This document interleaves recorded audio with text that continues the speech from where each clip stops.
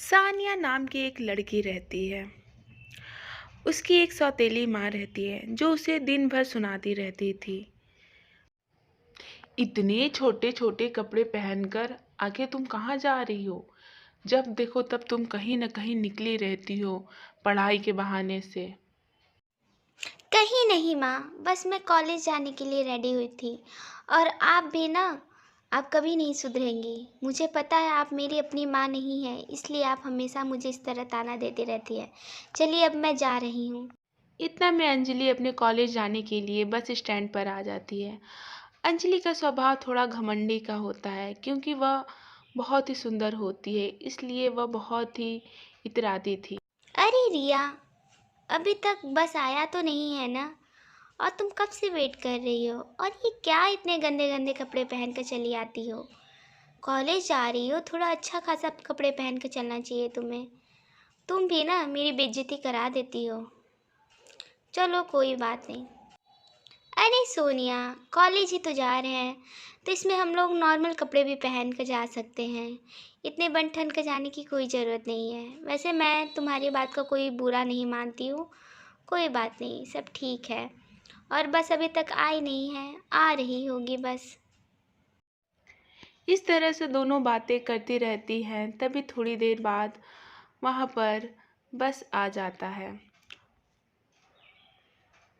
और बस में बैठकर वो दोनों कॉलेज चली जाती हैं। अंजलि इतनी सुंदर रहती है कि कॉलेज के सारे लड़के उसके पीछे पड़े रहते हैं और उसे अपना गर्लफ्रेंड बनाना चाहते थे, लेकिन अंजलि तो उसे घास भी नहीं डालती थी। अरे यार, ये इतनी सुंदर है लेकिन हम लोग की तरफ देखती भी नहीं है। मैं इसे कितना चाहता हूँ लेकिन ये तो देखने को तो छोड़ो, पूछती भी नहीं है। इस तरह कॉलेज के सारे लड़के सोनिया के पीछे पड़े रहते हैं। तभी सोनिया एक दिन जा रही होती, तभी वहाँ पर राज नाम का एक लड़का आता है।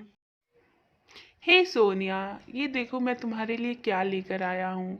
9 लख हार है और मैं तुम्हें प्रपोज कर रहा हूँ। मैं तुम्हें बहुत ही पसंद करता हूँ और मैं तुमसे शादी करना चाहता हूँ। क्या तुम मेरे वाइफ बनोगी? बोलो। हाउ डे यू, तुम्हारी हिम्मत कैसे हुई मुझे प्रपोज करने की? मैं इतनी सुंदर और तुमने अपनी शक्ल देखी है? जाकर किसी गंवार को ही प्रपोज करना, मुझे नहीं। अपना औकात देकर अपना प्रपोज किया करो। मेरी जैसी लड़की को प्रपोज करने चले आते हैं। चलो यहाँ से जाओ, हटो फुटो यहाँ से। इस तरह सोनिया का स्वभाव बहुत ही घमंडी रहता है और वहीं दूसरी तरफ सोनिया की सौतेली माँ उसका कहीं और ही रिश्ता करने लगती हैं। अरे माँ जी, वो लोग बहुत अच्छे फैमिली से है, बस लड़का थोड़ा सा नाटा है। लेकिन आप लोग को वह बहुत ज़्यादा दहेज देने के लिए रेडी हो गए हैं। पूरे 20 लाख रुपया देंगे। इस तरह सोनिया की सौतेली माँ उसका सौदा एक बड़े घर में कर देती है, जहाँ पर वहाँ एक छोटा नाटा लड़का रहता है और उसकी शादी उसी के साथ फिक्स कर देती हैं और बदले में 20 लाख रुपया ले लेती हैं। ये पूरे 20 लाख रुपया है और ये अब से आपके हैं और आपकी बेटी अब हमारी है। और अरे भाई साहब, आप भी क्या बात कर रहे हैं? कोई बात नहीं, आप चाहे तो आज ही उस लड़की को अपने घर ला सकते हैं। उस लड़की से अब मेरा कोई वास्ता नहीं है। इतने पैसे काफ़ी है मेरे लिए। और इस बात का खबर सोनिया को नहीं रहता है और वहीं सोनिया अपने घर की नौकरानी से बात कर रही होती है कि उसकी सौतेली माँ आ जाती है। सुन सोनिया, मैंने तेरा रिश्ता कहीं फिक्स कर दिया है और अब से तेरा कॉलेज जाना बंद हो गया है और 1-2 दिन में तेरी शादी है। इसलिए जाकर जो शॉपिंग करना है तुझे कर ले और तेरी ना सुनना है नहीं मुझे, और शादी तुझे करनी ही पड़ेगी। ये क्या माँ, आप बिना मुझसे पूछे कैसे मेरी शादी फिक्स कर सकती हैं? और मैं किसी लड़के को जानती भी नहीं हूँ। यहाँ पे मेरे पीछे लाखों लड़के पड़े हैं, लेकिन मैं किसी को घास भी नहीं देती। और बिना पूछे मुझसे कैसे रिश्ता फिक्स कर सकती हैं आप? बोलिए। मुझसे ज़्यादा टैं टैं करने की ज़रूरत नहीं है। मैंने जो कह दिया वो हो गया, समझी कि नहीं?